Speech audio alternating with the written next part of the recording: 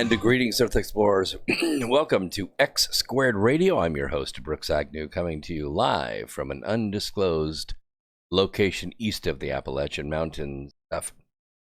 So I want to talk about what the Cold War that's going on right now. Many of you that are older understand what the Cold War is. You understand where it came from and why we called it the Cold War, because we kind of negotiated and we matched weapons back and forth in a method and a system called mutually assured destruction.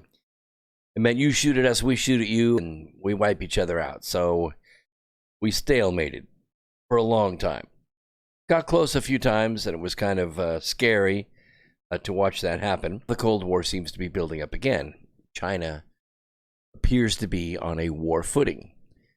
While the COVID-19 outbreak has exposed some grave political miscalculations behind decades of international strategic relations with Beijing, the depths of our problem are only beginning to dawn on us. Fueled by our desire for ever cheaper goods, the world has collectively sleepwalked into a supply-side dependency on the People's Republic of China.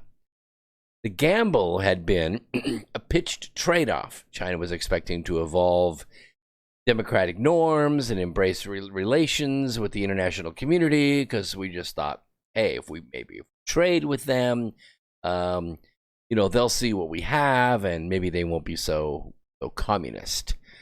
But whether it's clothing and factory fashion, personal protective equipment, or hardware parts, too many of our manufactured goods today rely on a made-in-China supply chain.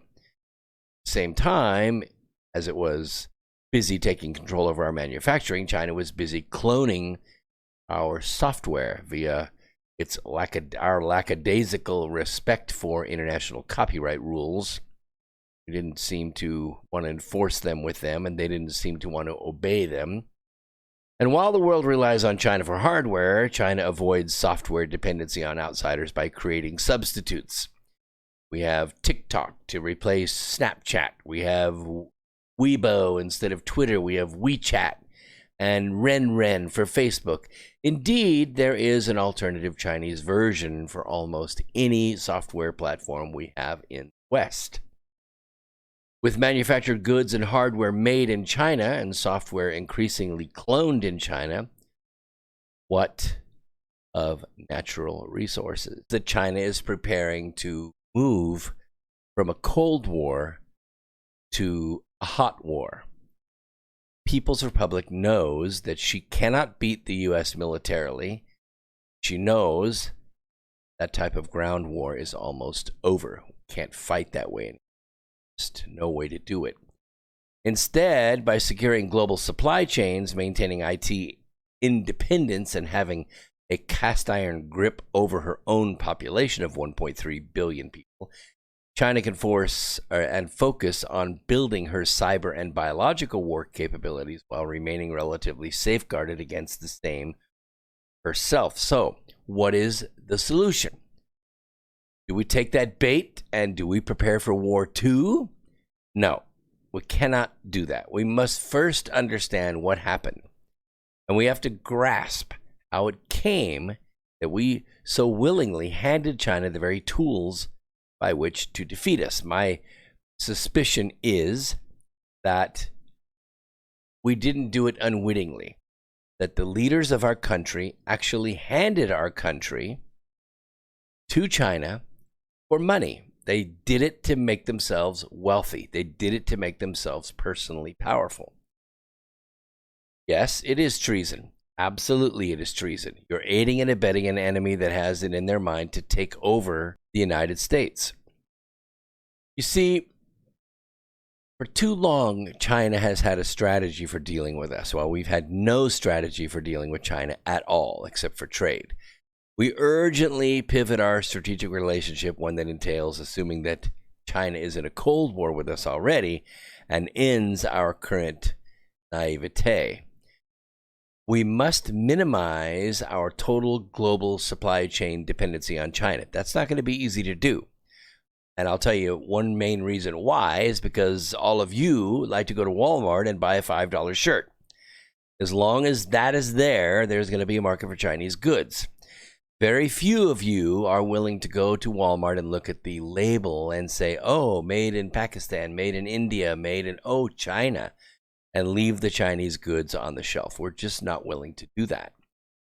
So, as recent politicization of the WHO, the World Health Organization, highlights, as you see what they were doing covering for China during the latest bioweapon attack with the CCP virus.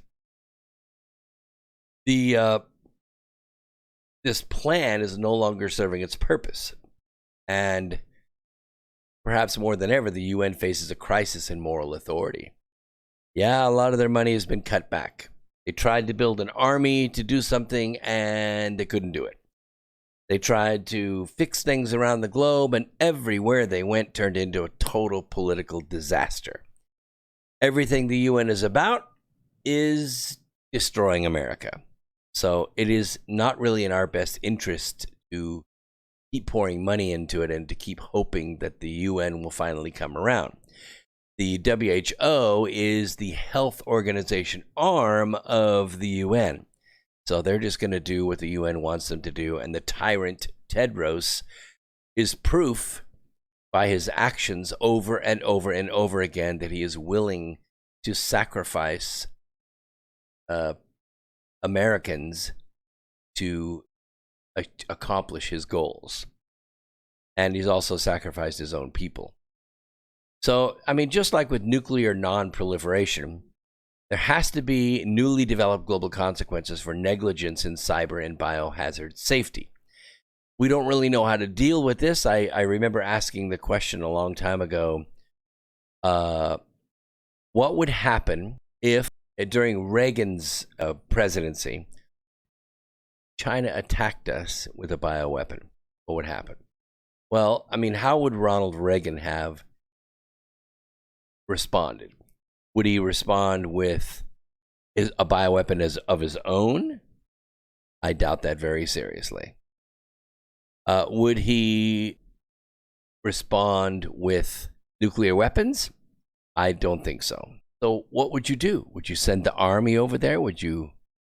You see, whatever happens in China, it doesn't stay in China. Whereas our Orientalist-based offering of China created this blind spot, only our hubris would allow for us to continue blind like that. We have been outmaneuvered. Okay, they came over here, they offered tons of money to our politicians who gladly took that money, and they ran for governorships, and they ran for Senate seats, and they ran for presidential races, and in some cases they won, and they used the Chinese money to do it. We have one right now who's running, the former governor of Virginia. His name is Terry McAuliffe. He's received millions and millions of dollars from China.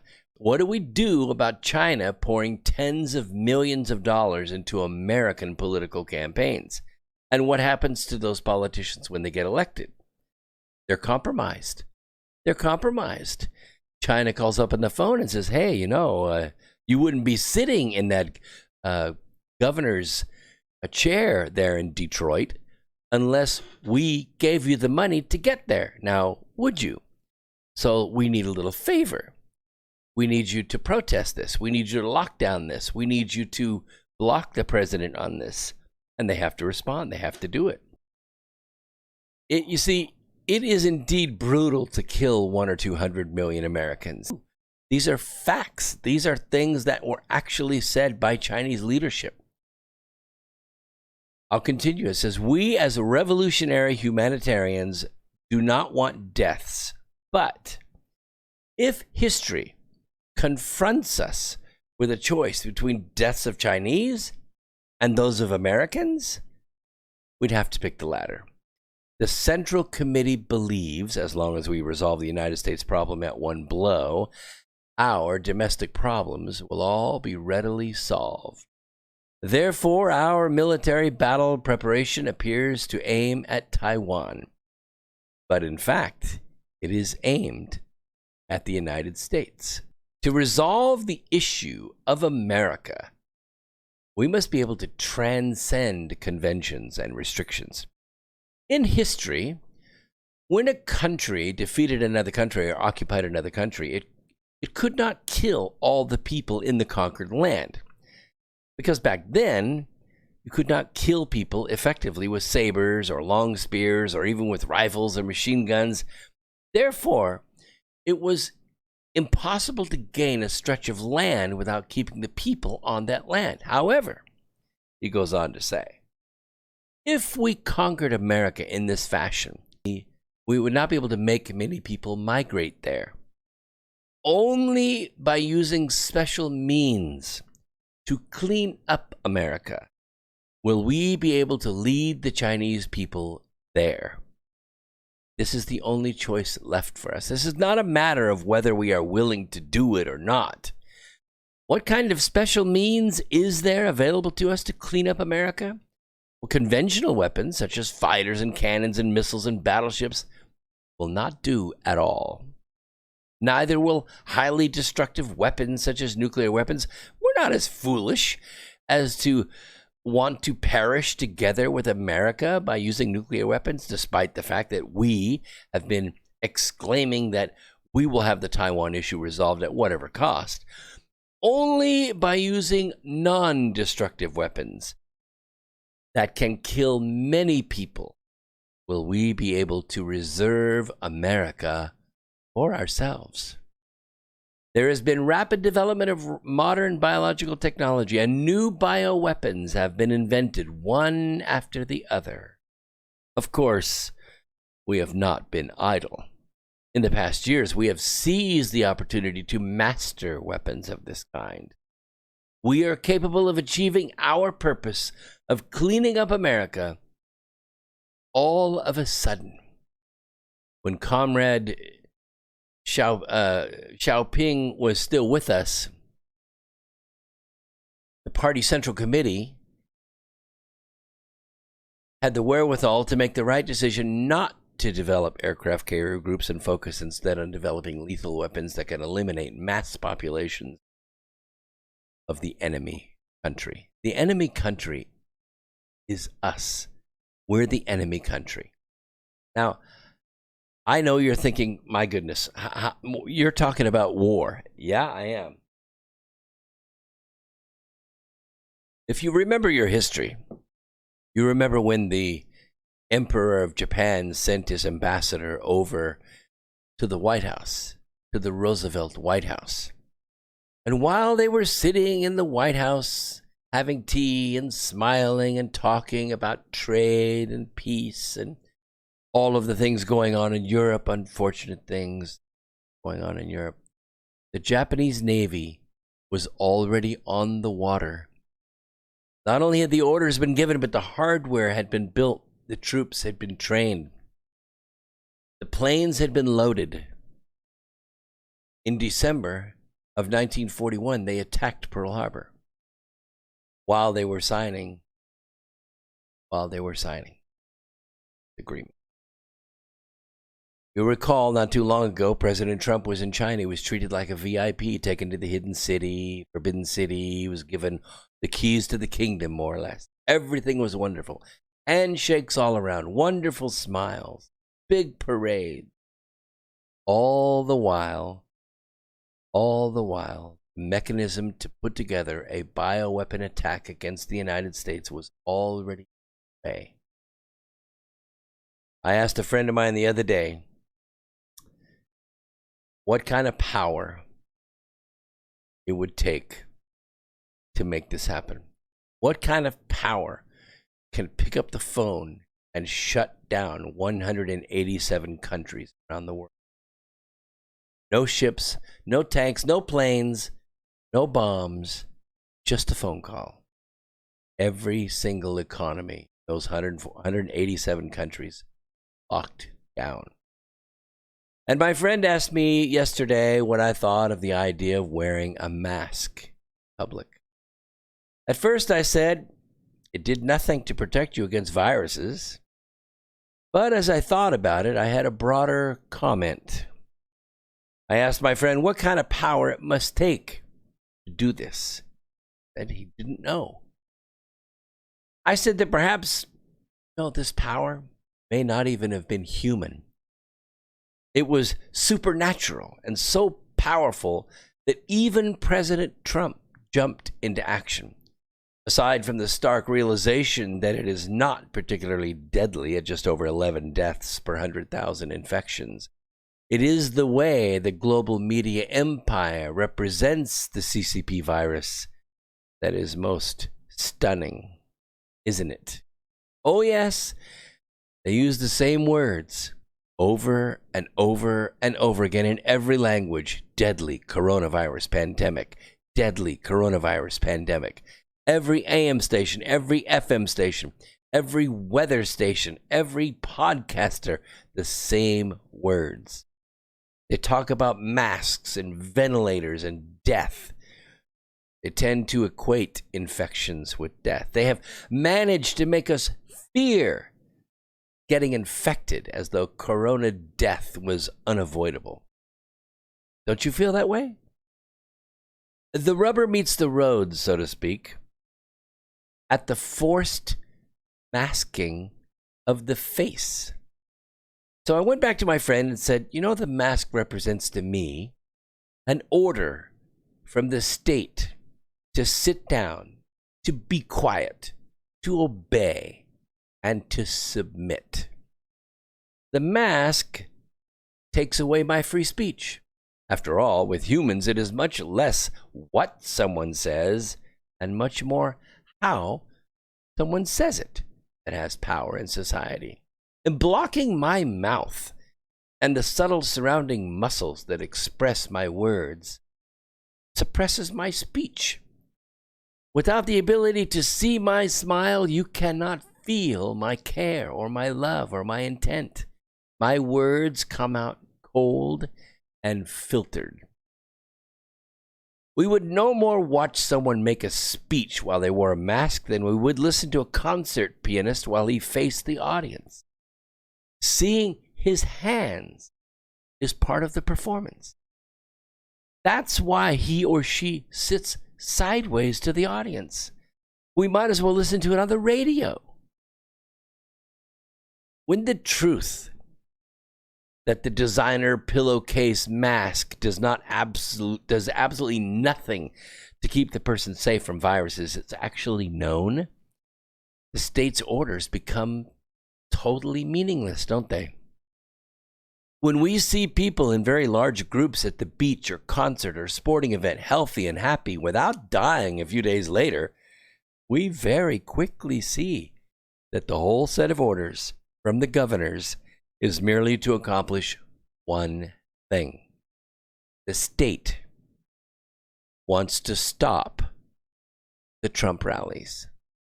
They know that when the people get together and rejoice at the prosperity and bounty brought to America by our Republican leaders, and the Democrat officials cannot keep their jobs, they know when we hear the truth, we will no longer accept their lies. They know when we are unmasked, they lose. So they keep us in solitary confinement by gagging us in public. Like any masochistic cult, they shame you and they beat you if you choose to remove your gag and speak your heart. You know what I say? To hell with the Democrats. I choose freedom. I choose to smile. So President Donald Trump today warned social media companies to stop silencing conservatives on their platforms or face a stiff penalty. Republicans feel that social media platforms totally silence conservative voices, he wrote. We will strongly regulate or close them down before we can ever allow this to happen. The president said that despite attempts by tech companies to stop him from winning in 2016, he still won, but warned that the companies would try it again in 2020. They already warned us that they were going to do it. Google said they were going to do it. Twitter said they were going to do it. And Twitter's acting on it. So here's my prediction. I haven't read this anywhere. I haven't seen this anywhere. I'm just sharing my analysis with you. Because if there's going to be an executive order tomorrow from the president concerning the, let's just call them the masters of the universe, it is going to have to be centered not around the masters of the universe, but around their statement that they intend to meddle in the 2020 election. We're talking about global multi-billion-dollar corporations meddling in the 2020 election. Now, doing so, they're kind of putting themselves into position, or they are putting themselves into position of a political action committee.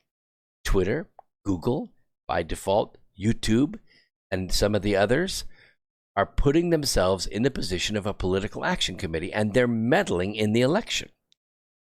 We wouldn't permit Russians to meddle in the election, would we? We wouldn't permit Chinese to meddle in the election, would we? We wouldn't permit Mexicans to meddle in the election, would we? So why would we let the masters of the universe meddle in the election? This is the way I think this executive order is going to go.